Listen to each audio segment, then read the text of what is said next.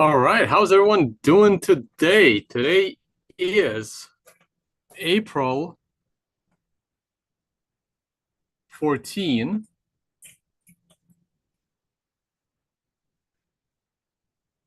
Today's All right, how's oh, wait, everyone doing? April 14. One second. Of course, once I go live, I'm getting a bunch of messages.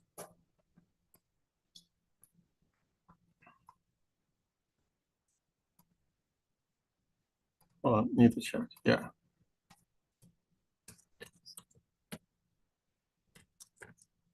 Okay. Waiting for some more people to join. We're going to talk about the update on the Russia-Ukraine situation with Putin meeting Trump. I'm just going to give you my opinion on the entire situation. Let's get an audio check. Let's get a video check. Yeah, maybe August 14th.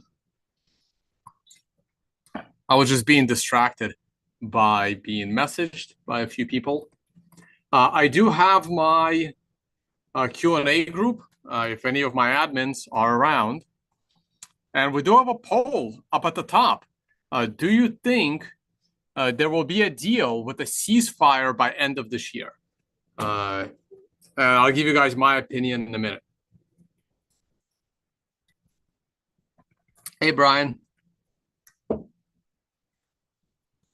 Yeah, Brian, throw good questions over. I see Winston's on as well. I also posted the Zoom link in our Q&A chat if anyone wants to join, and keep me in check live on air with any good questions. Let me know. OV, there will be peace, hopefully. Yeah, I'm not as optimistic as you, but maybe we'll get lucky. All right, so without any further ado, let's get on with it. The most important thing is look in the video description of this video. You will see a Google Doc. It says how and why Russia-Ukraine war started. I spend a crazy amount of time putting together that specific document. It is very comprehensive and it covers pretty much everything. Everything is sourced, everything is documented. I would love for anyone to prove me wrong on any of the things listed in there. And in that document, I decided to throw in a little agenda. I'm just going to go right to screen share here. I don't have any articles to put up. I am going to pull up the map, though. So I am going to screen share this. And that is the document. I just scrolled through it. Here is the top of the document. And there's a couple of must-listen things, but we're not going to talk about how Russia-Ukraine war got started. We're going to talk about the current situation. And here's my agenda of what I want to cover today in today's stream. We're going to review the current underground situation. We're going to talk about why did Putin agree to meet Trump. And there is a follow-up here. Is Putin in danger of being in U.S.? That's another topic. Has Russia altered their terms? The Russia-Belarus partnership, EU versus Russia, and the Zanguzar corridor. Not sure how many of you are familiar with what that is. What is happening here? I don't know why it's not staying in there. Jesus Christ. I don't know why it does that. Why can't I go to the last page and stay there? I don't know what the problem is. There we go. Yeah, and it still jumps. How do I go to the end? What's the control something? I don't know why it does that. I don't know. When you write really long Google documents, they kind of tend to fuck up. The Zangezur corridor, which I think is completely under the radar in the news cycle. We're almost at 100 live viewers, so I guess it's time to begin. in order to review the current situation on the ground, what we need to do is, and this is also in my video description. So if I go to my current videos, here's the video you guys are watching. I'm just gonna pause it. In here, I have lots of resources. One of my favorite resources in here is military summary. There's a reason why it's listed first. Military summary shows you what is happening on the ground. Okay. And we're just going to click on the last video that military summary did. And you can see it right in his map. The most important area is, wait, when was this published? 2 months ago. Whoa. Totally wrong video. We need to go to latest videos and click on this. That was posted this morning. That would be way, way, way better. Get rid of that. Nope, that's the premiere. So we got to click on latest. We got to click on this one here. And here we go.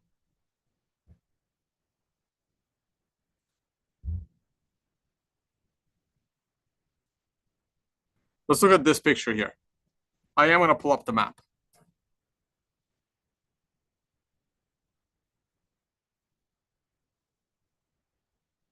Right there.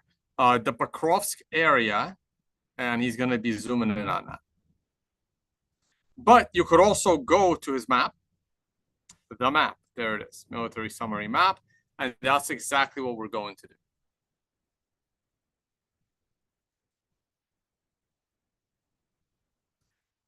So so this is a really, really, really good map. So you can see the regions right here, the oblasts.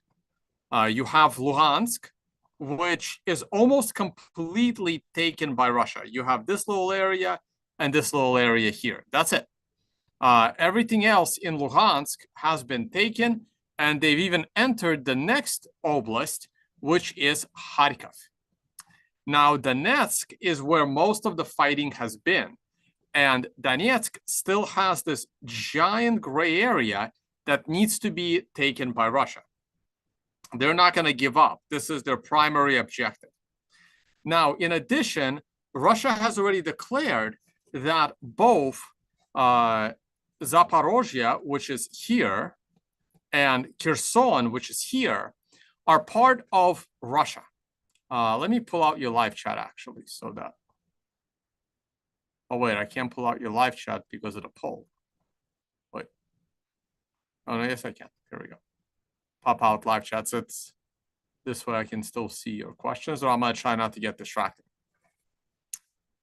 These regions are part of Russia, but because of land barriers, Russia is struggling to, take this area by military force, but also it's not their priority. Their priority is still Donetsk, and their other priority, because Ukraine entered Russia proper back here somewhere in the Kherson offensive. Where is Kherson? Hold on, let me zoom out here. Yeah, the Kherson offensive over here, the Kursk offensive, sorry, not Kherson, the Kursk offensive, Russia has now made it a bit of a priority to acquire some buffer zones up in the north. So taking these regions is not, the #1 priority right now. The most important part is what is happening here. Pokrovsk is probably the most fortified and defended town in Russia. So back in 2023, the big battle was the battle for Bakhmut. That was somewhere over here. Where's Bakhmut? I see Avdiivka. Avdiivka was the big battle of last year. And Bakhmut, maybe I have to zoom in more. I don't see it. I can't find Bakhmut on the map. My geography of Ukraine cities is not as great. Bakhmut was the big battle. It wasn't that far from Avdiivka. It was somewhere around here. I forget if it was just north or just south. Anyway, it doesn't matter. Avdiivka was the big battle of last year, and you can see how much further Russia has gone. And Bakhmut was the big battle in the year before. And this year, the big battle is Pokrovsk. And Pokrovsk city is pretty much surrounded.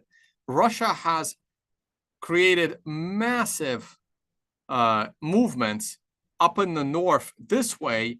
And now their priority is to just, strengthen this defense.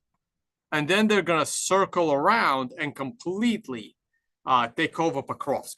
Now, a lot of people are saying that this move by Trump to invite Putin is mostly due to the fact that these are the biggest Ukrainian strongholds right now that are completely collapsing along the front.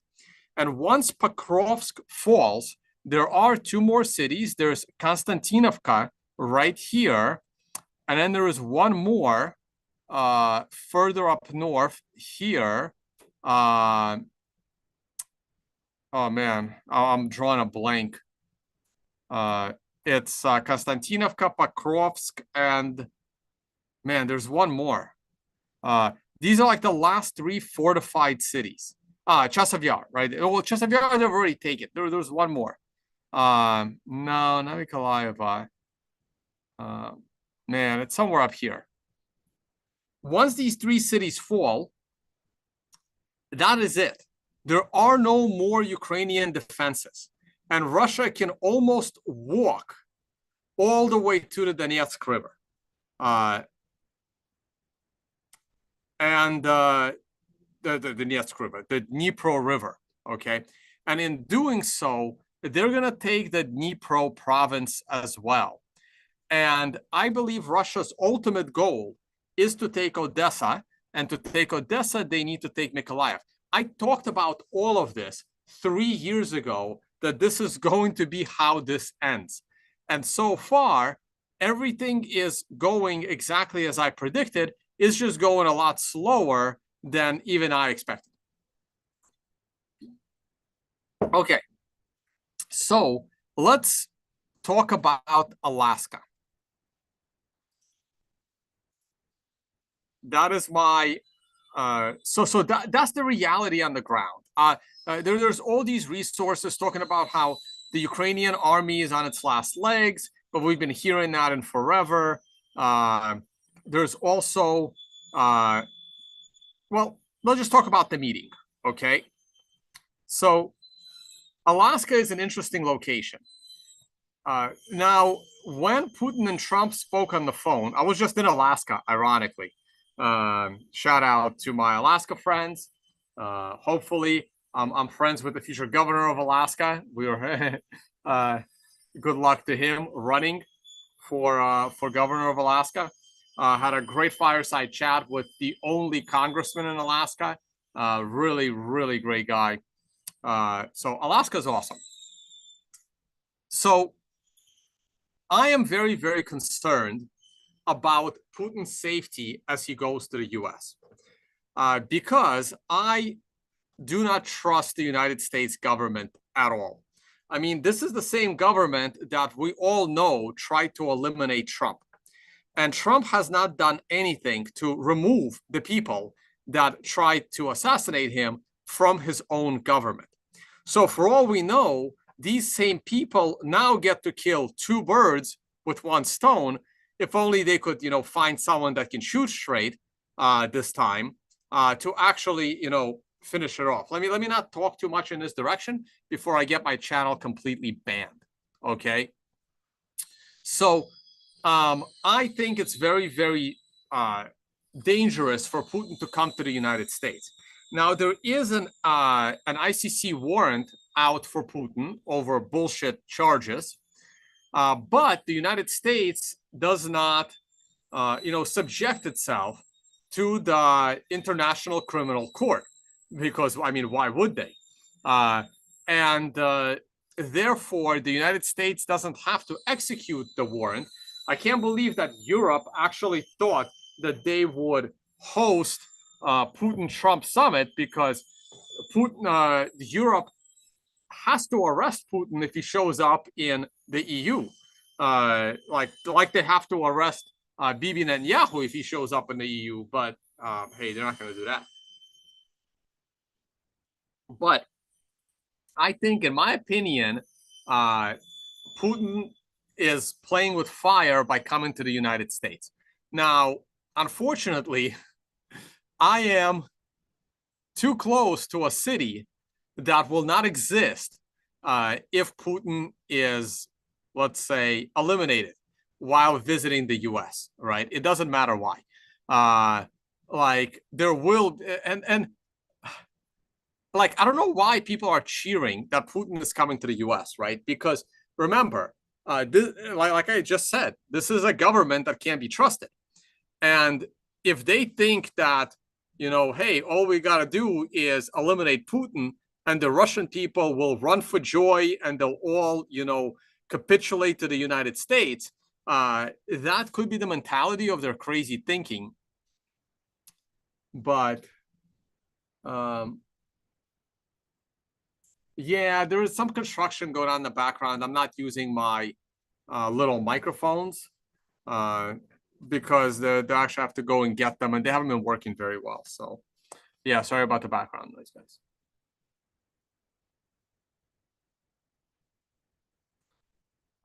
When I do my show in the morning, so like my audio is fine, but I forget that in the afternoon they're doing construction.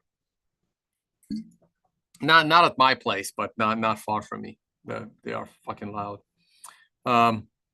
So anyway, I think this is dangerous, and if something happens to Putin, I mean, that's it. I mean, like the 90% of the population dies, and the problem is that the people that are the deep state of the United States, they may be happy if 90% of the population dies, because they're, hey, the planet will be saved, right? But there's 90% less people.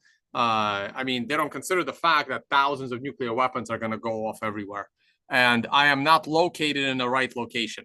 Like, this is where you want to be, on the south side of the equator. This is where Panama's a decent place, based on just wind patterns and trade, and how this is why Panama doesn't get hit with hurricanes. I like my place out in Roatan. Otherwise, you want to be, a bit far south, like Brazil and Argentina and those areas, maybe Africa. So I don't really want to be near New York City, which is where I am right now. I definitely don't want to be here tomorrow, but I'm not going to fly in this account. I'm going to take my chances,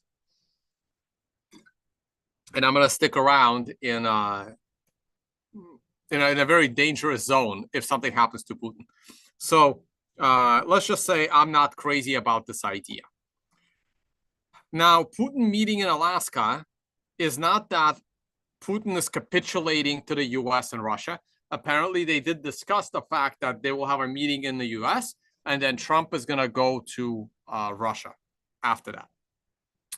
Alaska is a convenient place to keep Zelensky out, because he cannot get to Alaska. He can go to Canada and like wait outside the border, but Zelensky can't crash the meeting. So initially, it was stated that like America wanted to bring Zelensky in, and Russia, of course, said no.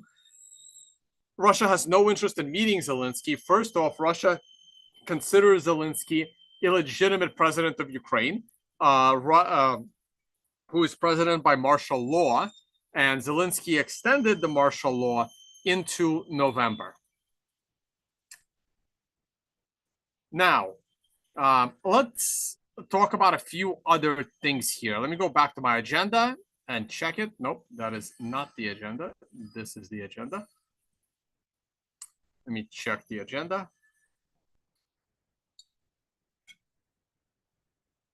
Oh yeah, the terms. So why did Putin agree to meet Trump? By the way, the majority of Russia no longer well, let me not speak to the majority of Russia.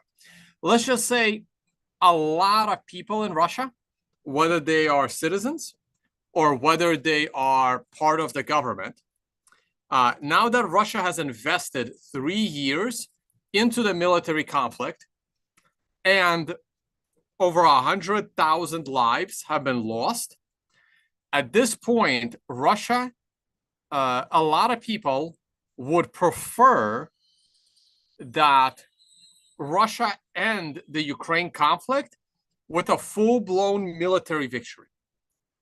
And at the same time, take Odessa while they're at it. Take Odessa, take Kharkov, hell, maybe even take everything east of the Dnieper River and the 3 additional oblasts down in the south. Okay. However, Putin has always been open to a peaceful settlement.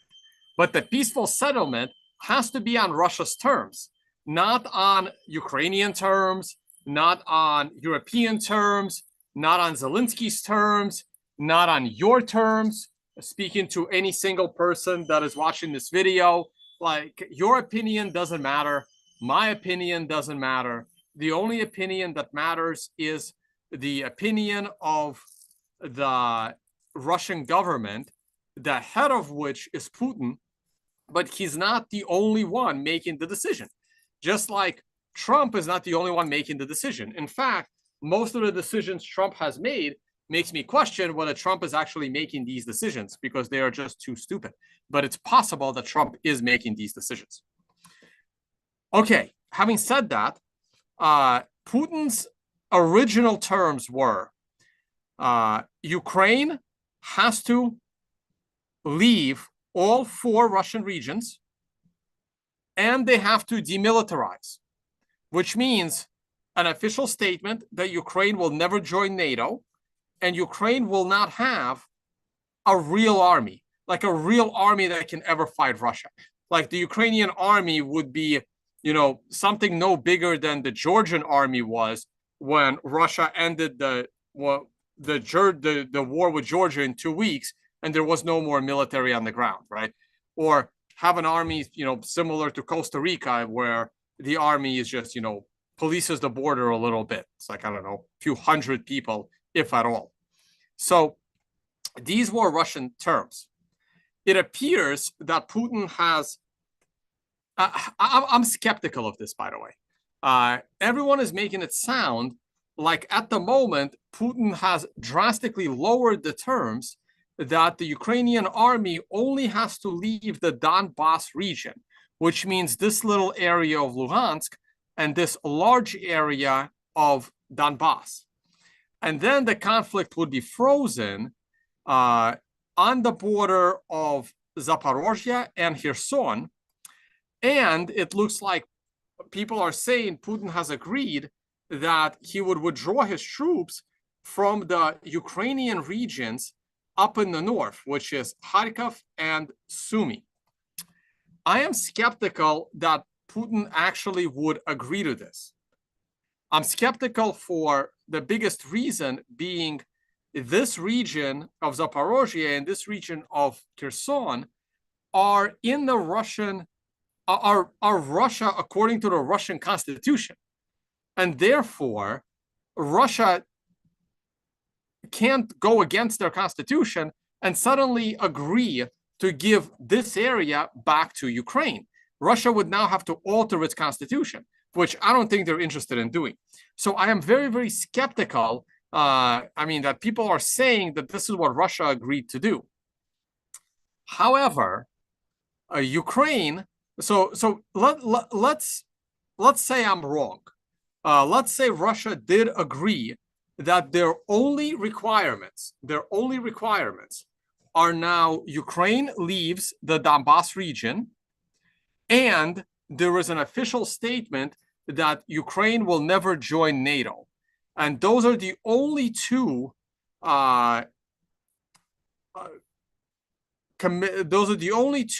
concessions that Russia would need in order to freeze the fighting and stop fighting. I mean, again, I don't believe that these are the only two, but let's say they are the only two. Ukraine should absolutely jump on this deal, but they're not. In fact, according to this morning's video, Ukraine is actually demanding more than they were before. So Ukraine has increased their demands, if that was even possible. And Ukraine is saying the only way we will stop fighting Russia is if Russia completely leaves all of these regions plus Crimea. So to me, it really looks like it doesn't matter that Putin actually offered to go against his own Russian constitution. He knows full well there is no way Ukraine is going to agree to this. And I have to say he's correct. Even though this is a war between Russia and America, with I talk shit about the dog shit US military, and my latest statement against the dog shit US military is the US military didn't even have the balls to fight Russia on their own. They had to use Ukrainians to do it. Okay, this is clearly a conflict between Russia and Ukraine. Sorry, between Russia and the US. US was just, you know, didn't have the balls to fight them. They needed the Ukrainians to die instead. So the reason why I am now, I mean, I always saw this as a proxy war between Russia and America. But in this document, if you scroll up a bit, the whole document is a must read. It might take you a while. There is this part here, extending Russia. This is a document that Brian Berlitic talks about all the time. He talks about it in his videos. And if you read this whole document, I kind of want to open the PDF, but I kind of don't because I have it downloaded like 8,000 times. So in the table of contents, you can see that this was written, well, in 2019, and it talked about basically how to dismantle Russia. And everything that is happening right now is exactly what was happening. Now, we also know that the Minsk agreement, which I discuss in this document extensively, was basically a way to trick Russia to allow Ukraine to create this massive military to then fight Russia. And I don't believe that Putin is going to fall for a Minsk III because creating a ceasefire on this current line is basically creating Minsk III. And Putin has said he is not going to be tricked again into a Minsk III.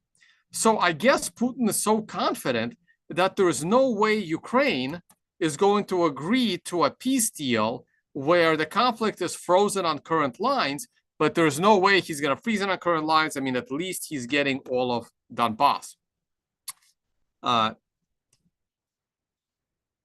Now, the reason why this document is so important, and Brian Berlitic has been doing an amazing job. Again, such a great YouTube channel. You should watch his latest videos talking about the, let's go to his channel. His latest videos talking about this meeting between Trump and Putin. He is 110% convinced that Europe is doing exactly what the United States is telling them to do. Now, this is very different than what the Duran says. The Duran seems to honestly believe that Trump is trying to broker peace, and it's the deep state and the Europeans that are preventing peace between Russia and the U.S. Brian Berlitic is very, very adamant that no, the U.S. is just pretending. His view is, and his view has been like this for a while, that just like what happened with Iran, where the United States was pretending to negotiate peace with Iran while at the same time planning to bomb the shit out of Iran. His view is this is exactly what America is doing with Russia. And because of this, this gives me more concern as to why Putin is coming to the United States, potentially putting his life in danger. And if that happens, then all of our lives are in danger. Not that, people can call me a Putin shill if they like, but I don't really care. I care about my life more than I care about Putin's life. And I'm way too close to New York City because that city will not exist if something happens to Putin on US soil. That along with like maybe 20 other cities.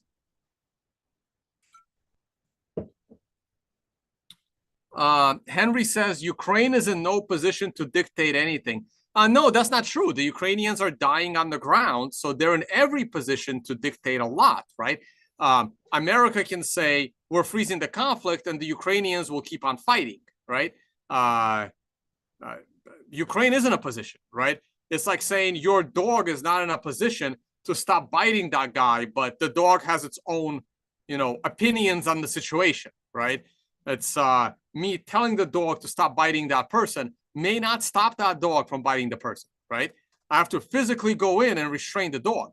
Is US going to physically go in and start killing the Ukrainians alongside Russians like they did with Germany in World War II? Even though Russia and US didn't exactly like each other at the time. They did fight on the same side in World War II, right? So just because America tells Ukraine to stop fighting doesn't mean they will, and therefore Russia is going to continue fighting. So Ukraine does have a say in the matter. They don't have to do what America tells them to do. Let's get back to this. So in Brian Berlitic's view, what did I do with the, there it is, versus the Duran, is that America told Europe, hey, we're going to pretend that we're fighting with each other, not physically, and we're going to pretend like we're leaving the Ukraine problem to you, but in reality, Europe is just doing what America told them to do. And America told Europe, hey, look, we're getting a lot of shit on our side. We need to go fight China. We need to start another war. We still got this problem in the Middle East. We don't have time for Russia anymore. So therefore, you need to take over. The Russians are going to come with their tanks into the UK. They're going to take over all of Europe. You need to take over the war in Ukraine. We're going to pretend that you are sabotaging our peace deal, but in reality, this is the plan. So in Brian Berlitic's view, the plan, and you can listen to his channel to get the details of that view. Hold on, let me go back. And the details of that view is Europe is doing exactly what they're being told to do, and America wants to get out of Ukraine, but America has no interest in continuing the war with Russia. The war with Russia must go on. So all of these peace deals with Trump and all this stuff with Russia, it's all bullshit. And it's possible that Russia is going to fall for it again because they fell for it multiple times. In his view, Iran falls for it all the time. And the only one that doesn't fall for it seems to be North Korea, but they're having their own issues at the moment, right? But that is the outcome, right? Like if you're a small country and you don't do what America says, then they'll sanction you to shit. Look at Venezuela, look at North Korea. These countries are challenging, but one of the reasons why these countries are challenging are because they have no access to global markets, and the leader doesn't want to step down, so it turns into a dictatorship.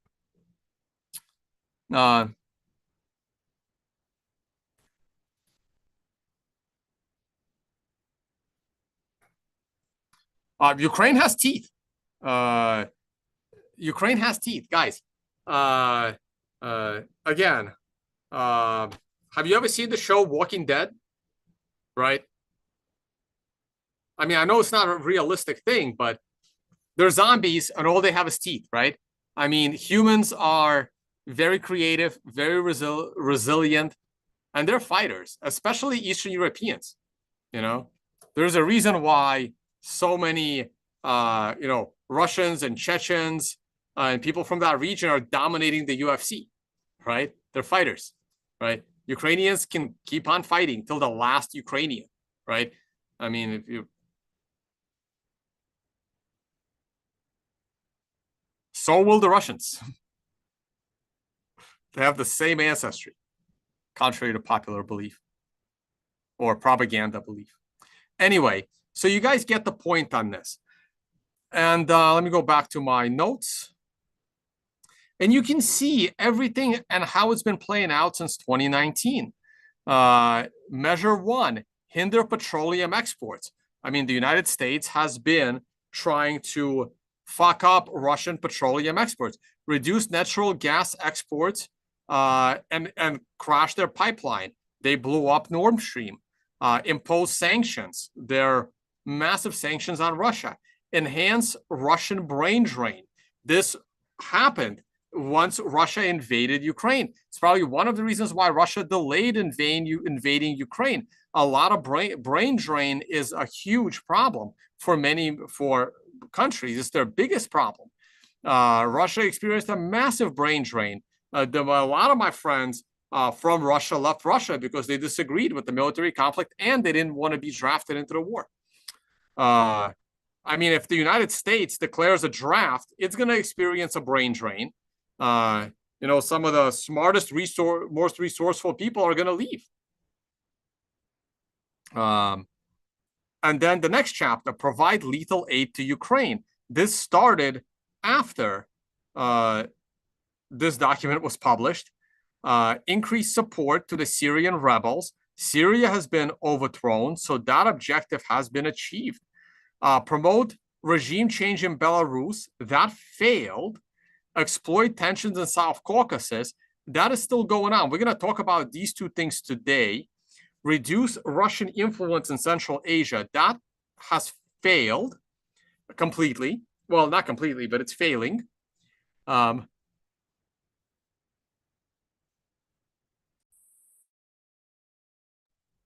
to sneeze. And challenge Russian presence in Moldova, and that is progressive, basically. Okay, let's get back to my agenda. Right here. What's next on the agenda? Now, what about other Russian demands? Well, here are the Russian demands that Russia at one point or another has been demanding. No Ukraine and NATO, that's still on the table. Full demilitarization and denazification. There's a whole chapter in this document about the Nazi problem in Ukraine. It is a serious problem, and it's still a serious problem. It's a pretty, I got a shit ton of evidence on this, okay? Every link here is, proves the point. And again, you are welcome to contradict any of these. It's going to be hard, though. I document everything. Russia wants an election in Ukraine so that there is a proper democratically elected leader in Ukraine. No more weapons and no more U.S. involvement in Ukraine. No more CIA help. No more none of this. They need a buffer. They want a buffer zone in the north.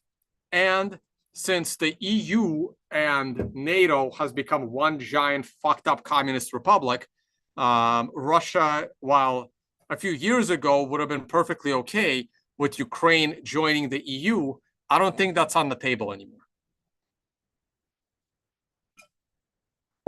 Okay. Let's talk about Russia and Belarus. Russia and Belarus are getting closer and closer together. And they now have the fact that if one country is attacked, the other country has to defend it, kind of like the NATO Article 5, though NATO Article 5 doesn't exactly guarantee that that one country will defend it. So this is even more tightly written. Russia is going to have nuclear weapons in Belarus. They're giving them Oreshniks, and if a conflict starts to break out, Belarus is going to be involved in the war as well. Now, I already talked about the EU versus Russia. A lot of people think that the EU is going off on their own and wants to have a war with Russia. But Brian Berlitic, again, makes a great point that he backs with evidence that EU is simply doing what the United States has told them to do because Ukraine now has no choice. Ukraine is such a dying region that, man, I would not. I have zero interest in even going there on vacation anymore. At all. Now, let's talk about the Zanguzar corridor. I'm sure a lot of you are hearing this for the very first time. Let's discuss it. Let's go to this map here. He doesn't have the conflict drawn on here. Maybe I'll go to a Google map. I don't have a Google map here. Or yes, I do. There it is. Perfect. Okay.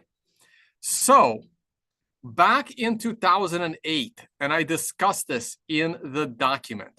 Back in 2008, Georgia decided, the country of Georgia decided, got, what's the word I'm looking for here? Captured by the United States deep state through their Endowment for Democracy and other NGOs, captured it through their media, through their social media, through everything. Same thing that happened to Ukraine, by the way, afterwards. So Georgia got basically captured by the US. They installed a puppet president, Saakashvili, who then picked a fight with Russia, thinking that the cavalry of US NATO will come and help, and the cavalry never came. Russia killed the Georgian military in 2 weeks, and they also declared these two regions to be independent.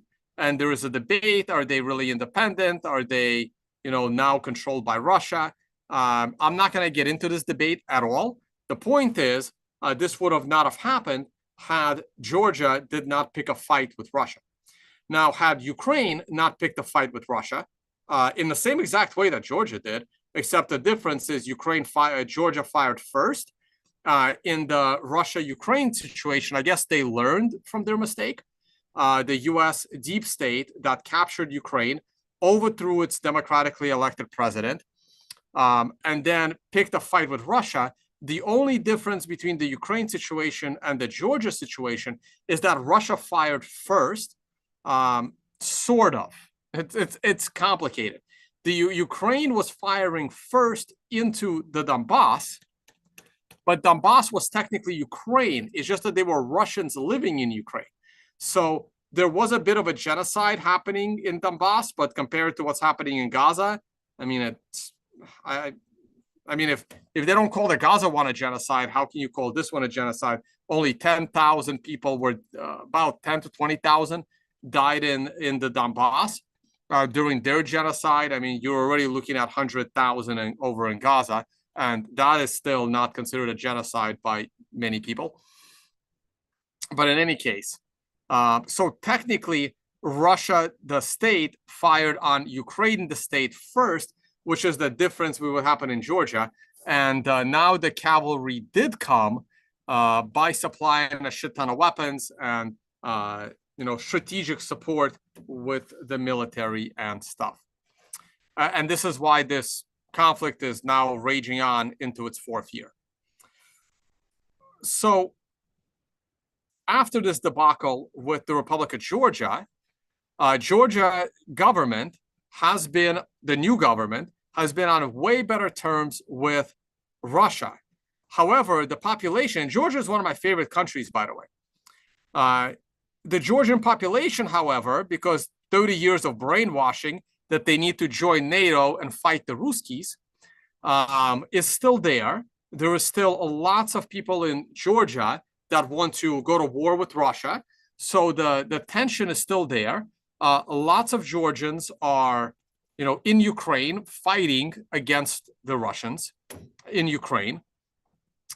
But the government continues to fight off the NGOs and the continued influence of the United States deep state in order to create another problem for Russia on its south border. They call this like the weak underbelly of Russia, this region. And this region has just gotten a lot more complicated. So while Georgia, just like Ukraine, for the last 20 years, has been, slowly being indoctrinated into NATO, Armenia remained a Russian friend, where Russia was basically like Armenia. Well, it was basically not like Belarus, but Armenia was basically being protected by Russia, and Russia had a lot of influence over the geopolitical situation in Armenia. Now, Armenia is like a historical adversary of Azerbaijan.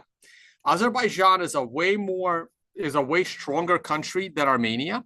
They have a stronger military. They have way stronger economics. They have oil, which Armenia does not. And they are way better strategically located. Armenia is landlocked. Azerbaijan is on the Caspian Sea. And Azerbaijan also has friendly relations with Russia. Armenia had very friendly relations with Russia. And Turkey and Azerbaijan are very, very friendly, both Muslim countries. And ironically, Israel and Azerbaijan are very, very friendly countries. So this geopolitical situation in this region is complicated. It needs its own video. But let's just say whenever Iran gets attacked from the north side, it's happening through Azerbaijan. When the Iranian president was killed in a helicopter crash, it was right on the border with Azerbaijan. Israel's Mossad, their CIA version, is very embedded in Azerbaijan. So a lot of stuff happens in Azerbaijan that is friendly. Azerbaijan uses Israeli weapons. What does Israel get in return? Well, Israel actually gets lots of oil from Azerbaijan. I'm not exactly sure how this oil makes it into Israel. That I'm not sure about, but Azerbaijan has refineries in Israel. Okay, maybe they don't directly bring oil to Israel, but Azerbaijan manages oil refineries in Israel. And Azerbaijan got very, very pissed when Iran, when they were bombing Israel in that 12-day war, they actually bombed Azerbaijani oil infrastructure, which really pissed off Azerbaijan. Now, Azerbaijan and Iran, they're not great friends. Again, two Muslim nations, but different Muslim factions. They're on, not the best of terms. Because again, Israel uses Azerbaijan to attack Iran. Russia and Iran are becoming great friends. Russia is not happy with Azerbaijan either. Apparently, Russia blames Azerbaijan for assisting Ukraine. By the way, Azerbaijan is also assisting Ukraine. That's what is pissing off Russia. And Russia feels that Azerbaijan helped Ukraine and America bomb those strategic bombers of Russia when that incident happened. So Russia did a couple of things. Russia actually arrested a massive criminal element, Azerbaijani criminal criminal element, what do you call mafia, Azerbaijani mafia that was running a lot of shit over here in like the Chechnya region. And Azerbaijan government is very unhappy because apparently this mafia is very entrenched in the Azerbaijani government. And pressure came down up on high. And now Azerbaijan and Russia are, not on great terms. Azerbaijan is pissed. Also, that Russia probably gave Iran the go-ahead. You know what? Azerbaijan is pissing us off. Why don't you target and bomb their oil infrastructure over in Israel? We'll even give you the coordinates. Go ahead and do it, right? So Azerbaijan is unhappy that Iran bombed that area, though Iran, would have wanted to do it on their own. But had Azerbaijan and Russia been on good terms, Russia might have told Iran not to touch the Azerbaijani oil infrastructure in Israel, right? Could have been done. Now, let's get over to the Armenia-Azerbaijan situation. While Georgia was becoming a U.S. puppet, not so much anymore, but 10 years ago, 15 years ago, Armenia remained very, very, under the Russian thumb. The current president of Armenia, what's his name? What's the name of the Armenian? Where's Motorist? Motorist is Armenian. Yes, Azerbaijan did shoot down a Russian helicopter in 2020. Correct. Yes, so they're becoming pissed at each other. Now, the war between Russia and Azerbaijan is going to last about a month. Okay. So if they did go to war, Azerbaijan's done. Okay. Kind of like Georgia. They got no chance against Russia. Okay. Pashinyan, thank you so much. So the current president of Armenia is an American puppet, just like everyone that became a president of Ukraine after the overthrow of Yanukovych, and Saakashvili in Georgia, and Armenian president Pashinyan is a straight up American puppet. So first thing that he did was he gave up Nagorno-Karabakh, which is in this region, to Azerbaijan. He's given up more land to Azerbaijan. And the corridor that we are talking about, I can't even pronounce it anymore, the Zangezur corridor. The Zangezur corridor, here's why this is a problem for everyone, maybe. The Zangezur corridor is a corridor from Azerbaijan to Azerbaijan. So this area here, this city, or this entire region, Nakhchivan, is a region of Azerbaijan. You can also see that this area here borders Turkey. This is a road from Turkey into Azerbaijan. It's very hard to see on the map, right? Because this over here, this is Iran. So this border is Iran. Notice how there is no road from Turkey to Iran. Okay, here's the Turkish border. Here is the Iranian road. There is one over here, right, in this region. There is a border between Turkey and Iran. One road, okay? And look at what happens to this road right here. It just does a 90-degree turn, not even 90, like less than 90, right? Straight up turn, okay? Because this border is very hard to secure. But this is Turkey, and they have this little tiny border with Azerbaijan. But this area of Azerbaijan does not connect to the mainland of Azerbaijan. This is very similar to Kaliningrad. In case anyone's wondering where Kaliningrad is, that is up here. This is Kaliningrad. This is Russia, but it's not connected to Russia. And the NATO general that says we can have ground troops take over Kaliningrad in a matter of weeks is smoking some crack that must have just been invented. Okay. First of all, Kaliningrad probably has more nukes than Russia proper. Okay. And there is no way anyone is taking this place over. This is where the Russian military trains. Okay. This is where my dad trained in the military. Okay. This is where Russian military, this is literally like a Russian military base. This whole region is a Russian military base. Good luck invading that. There's no way in hell that's going to happen. Full-blown U.S. Army might not be able to take that region, that little area.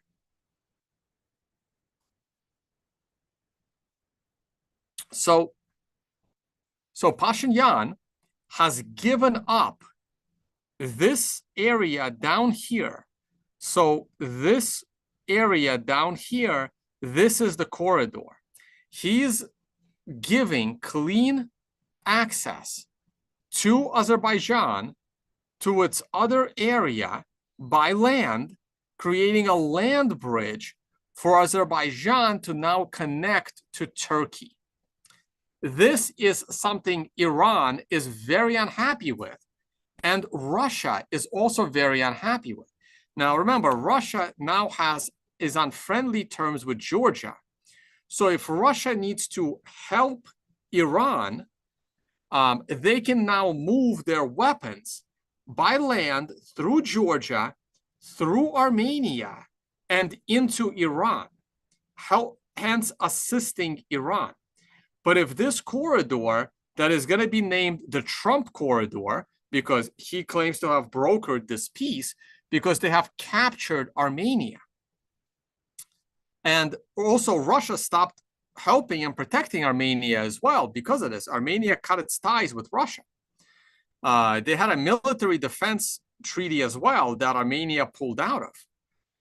Or they, kind of forced Russia to pull out of it. It doesn't really matter on the little details.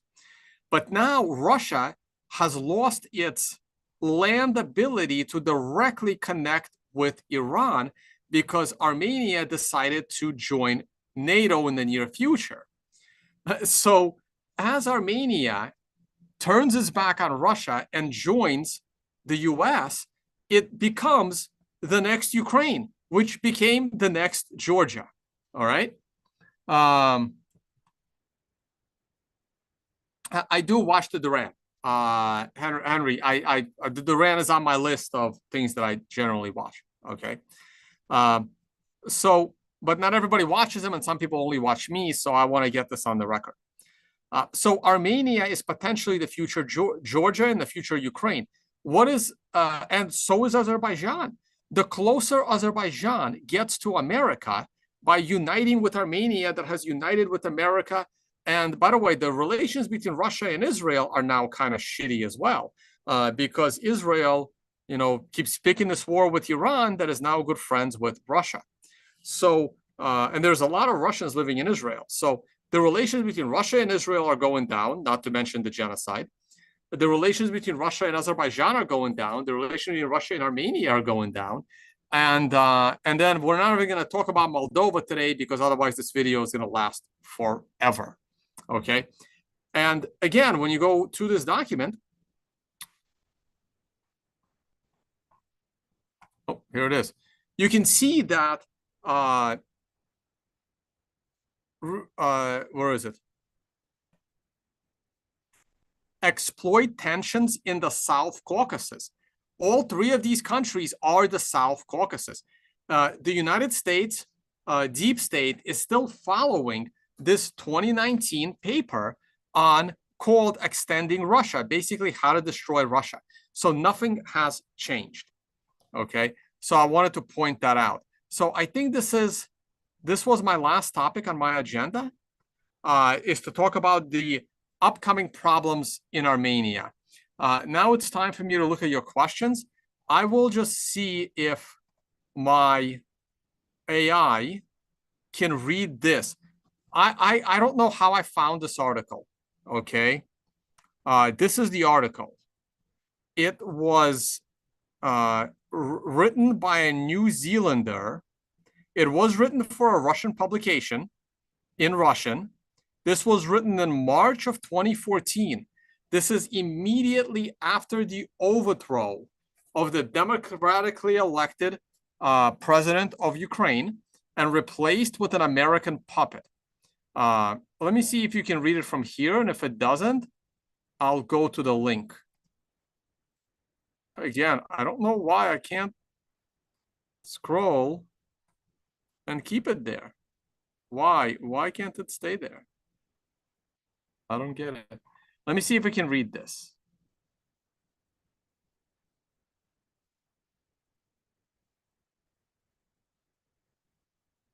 Let me take a screenshot.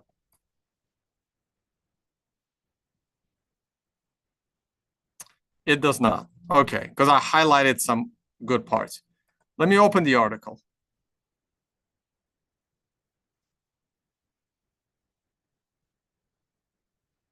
Oh, let me make sure you can hear this.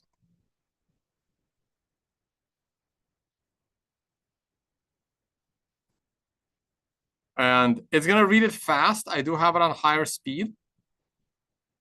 Let me see. For Ukraine, they have no idea where they're being led. Blinded by the rose-colored bifocal spectacles of democracy. We're going to start over. I have to raise up the volume a bit so I can hear it. It's not a long read. In freedom, they cannot. So determined to rid themselves of the corruption. For Ukraine, they have no idea where they're being led. Blinded by the rose-colored bifocal spectacles of democracy and freedom, they cannot see the maneuvering of the business cartels who, with the active assistance of the IMF and World Bank, are intent on reducing their country to bankruptcy, and the people to eternal servitude, back to the Middle Ages and serfdom. Where there is riot, there is gas.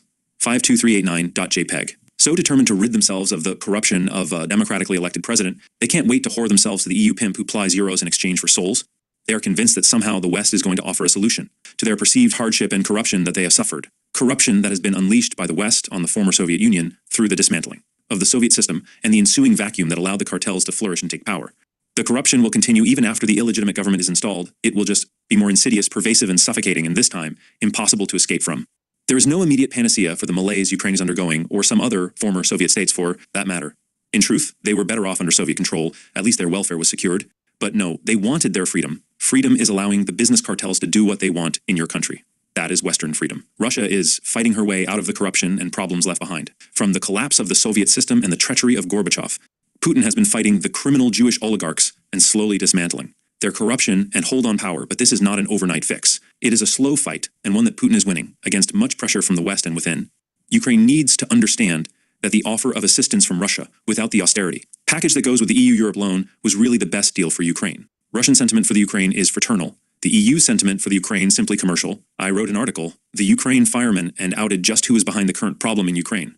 The article attracted the usual anti-Russian commentators, including the Pravda troll Helpsome Man, who pontificated as following, Helpsome Man v. 235111 Marta.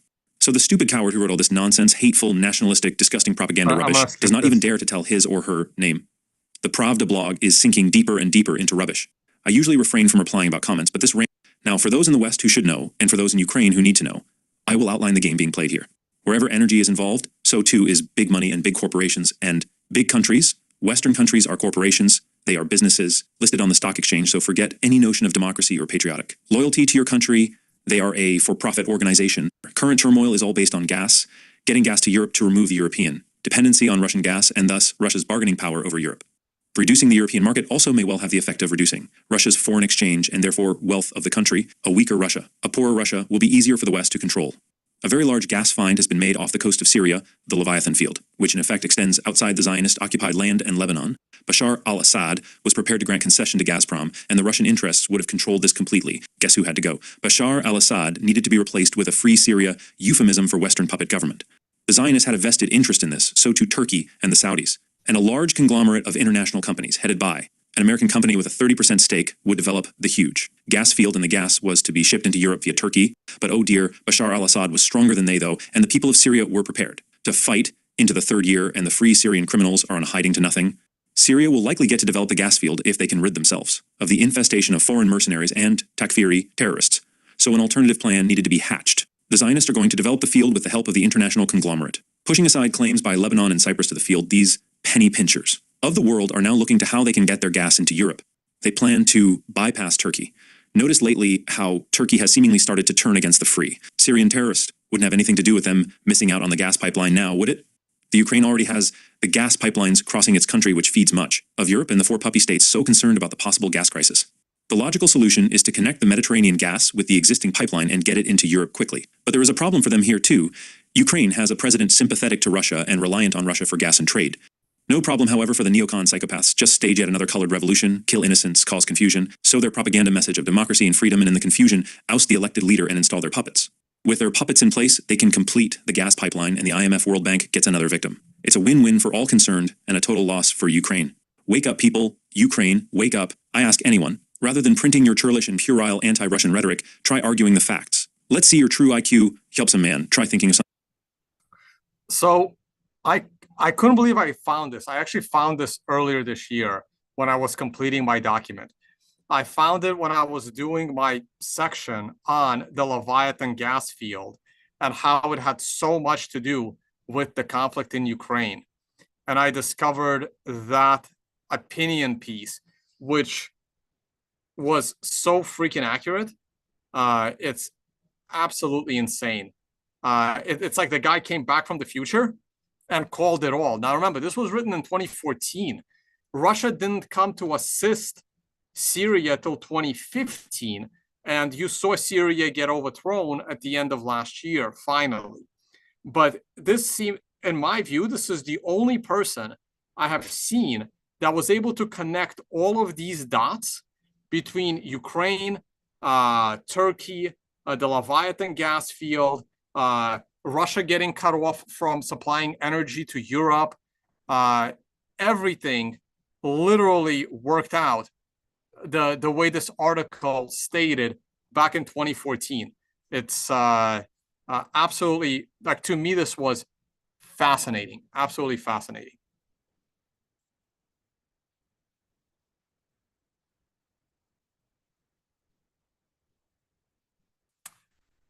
Anyway, that is it. That's all I really have to say. I don't see many questions. Do you feel that after Operation Spiderweb by Ukraine and MI5, with the damage inflicted on Russia, if they don't declare full war at this point, will they ever? I mean, look, Russia doesn't want to declare war on anyone, unless they absolutely have to.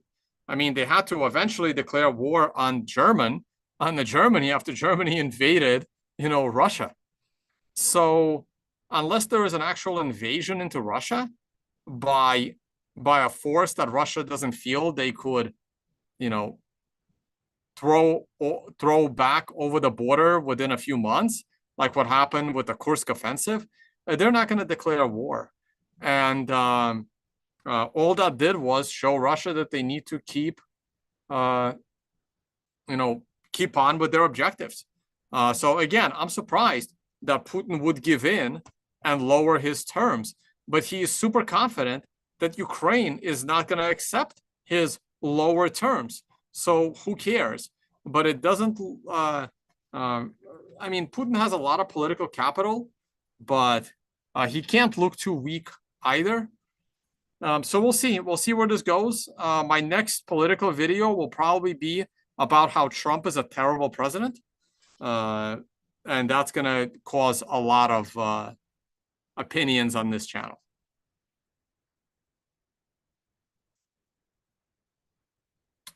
Guys, I strongly recommend you to check out this document. And there's a lot of links. There's a lot of videos linked. Some of these videos are going to be removed. The section on the Leviathan gas field, I wasn't even going to add it originally, but it ended up being probably, I mean, this is the section you'll probably learn the most new shit from by going through that section.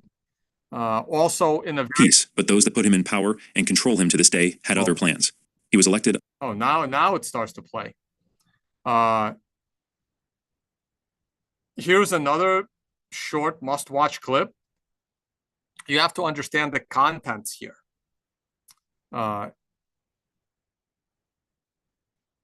It is a translation I don't think it's in English. то тогда мы можем говорить о каких-то... It is a translation. So let me play the... Maybe I can do this. So you have to understand the contents. Arestovich was Zelensky's advisor. Okay. He was Zelensky's advisor when Zelensky was running for president. This is an interview with him from 2019 before Zelensky was won the election for president. And he won the election for president saying that he would end this conflict with Russia. So he was running as a peace president.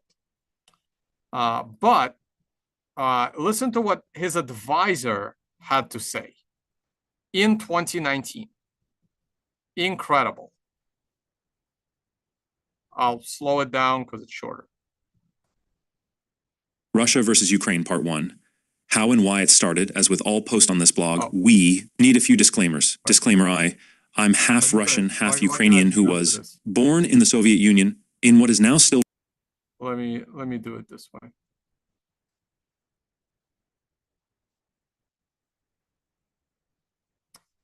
There we go. Arestovich, if Ukraine wants to join NATO, it will probably lead to a massive military operation by Russia against Ukraine. Interviewer, so Russia can go to direct confrontation with NATO? Arestovich, no, not with NATO. They will have to do it before we join NATO with 99.9% probability. And if we don't join NATO, it's going to be a Russian takeover in 10 to 12 years. Tone's comment, the Russian takeover comment makes no sense, as over the prior 30 years, Ukraine has been moving closer to EU, not Russia, Arestovich. And now, let's elect Zelensky.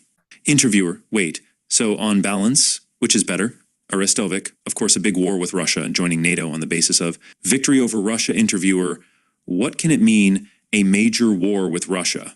Arestovich, Russian military airstrikes, encircle Ukraine army near Donetsk, attack the Kakhovka Dam to secure water to Crimea. See reason 4, attacks on infrastructure. In short, a real war, 99% certainty. Interviewer, when? Arestovich, from 2020 to 2022. Okay, so here is Zelensky's top advisor stating in 2019 that if Ukraine wants to join NATO, it will probably lead to a massive military operation by Russia against Ukraine. The interviewer says, wait, well, she was stunned. She's like, you mean Russia will go to war with NATO? And Arestovich is like, no, they're not going to go to war with NATO. They have to go to war with Ukraine to prevent Ukraine from joining NATO. He says, but if that doesn't happen, Russia will take over Ukraine in the next 10 to 12 years, which is a dumb comment because over the prior 10 to 12 years, Ukraine has been moving further away from Russia. So how is Russia going to take over Ukraine in 10 to 12 years? And now he wants to elect Zelensky. And the interviewer again says, but wait a minute, what's better? Russia taking over in 10 to 12 years, which is bullshit, or a war with Russia? And Arestovich literally says, of course, a war with Russia is better because we will beat Russia and then we will join NATO. That is what Zelensky's advisor is saying on the interview. And then she says, well, when will that happen? And he says, well, from 2020 to 2022, but he means the start, not the end, right? He doesn't know when it's going to end, but he literally says the war is going to start between 2020 and 2022. And it started in when? Well, started February 2022. So again, another Nostradamus predicted it perfectly. And clearly he wanted this to happen. This is Zelensky's top advisor is literally doing an interview advising that the best thing for Ukraine is a war with Russia. And he's explaining exactly how it's going to happen and what's going to happen. I mean, it's absolutely nuts. And these things are still publicly available. You can go and look at it yourself. I mean, like they're speaking in Russian. I can guarantee you the translation is accurate. And if you don't believe me, go find a Russian speaker and he'll tell you that this translation is accurate.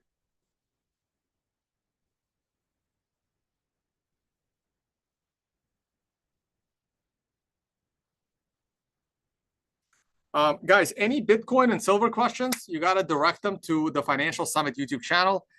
We don't talk about this on this channel anymore. Okay. And that's it. That's the last thing I wanted to say. Yeah. The war with Russia was absolutely planned and orchestrated by both Russia and Ukraine. I mean, what do you want me to say? I mean, this video clip alone proves that Ukraine wanted to fight a war with Russia to beat them to join NATO, which is insanity, absolute insanity. I don't know what other evidence you need.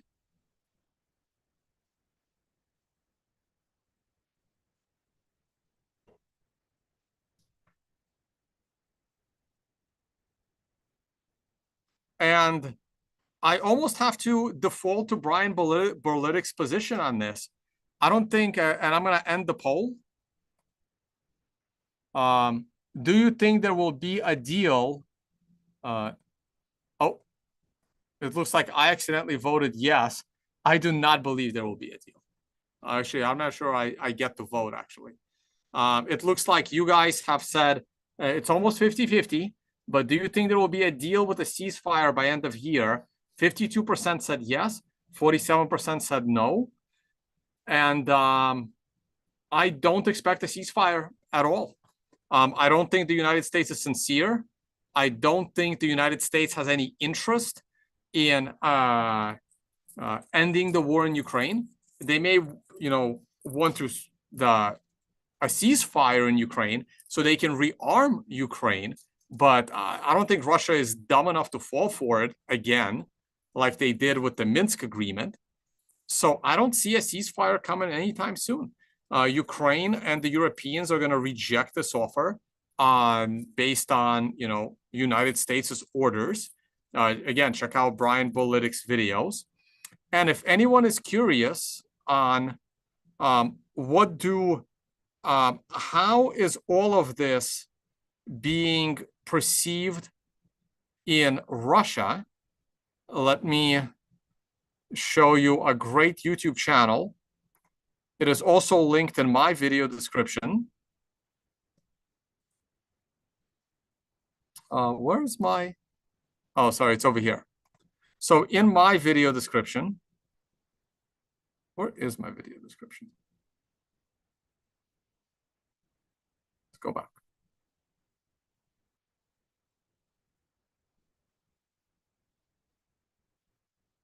Oh yeah, in my video description,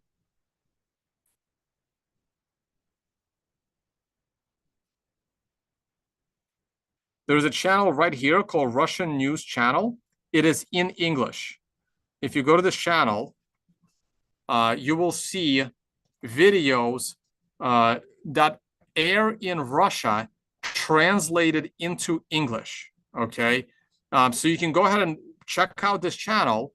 I can't believe it has so few views, but this is literally, if you want to know what Russian news is saying, if you want to know what Putin is actually saying, right here, here's Putin sitting next to Lukashenko talking about their cooperation. These are, I mean, that's a 30-minute video, but most of these videos are 10 minutes. If you want to know what Sergei Lavrov is saying, this is the channel to watch. You go and you watch news as it airs in Russia, translated into English for you.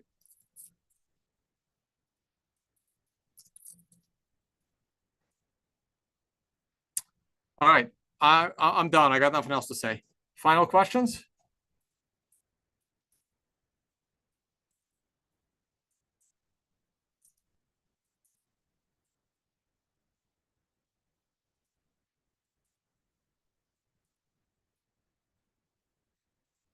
All right. I guess thank you all for watching, guys. I know there's a little bit of a delay between YouTube and what I say. And I will see you all on the next one. Bye, guys. Let me stop the screen share. Man, I have a standing desk now. My neck's killing me. Like, I really thought standing desk would be better because I hurt my lower back, but now my upper back's a disaster. I'm gonna go lay on the hammock. All right, thanks for watching, guys, and see you all next time.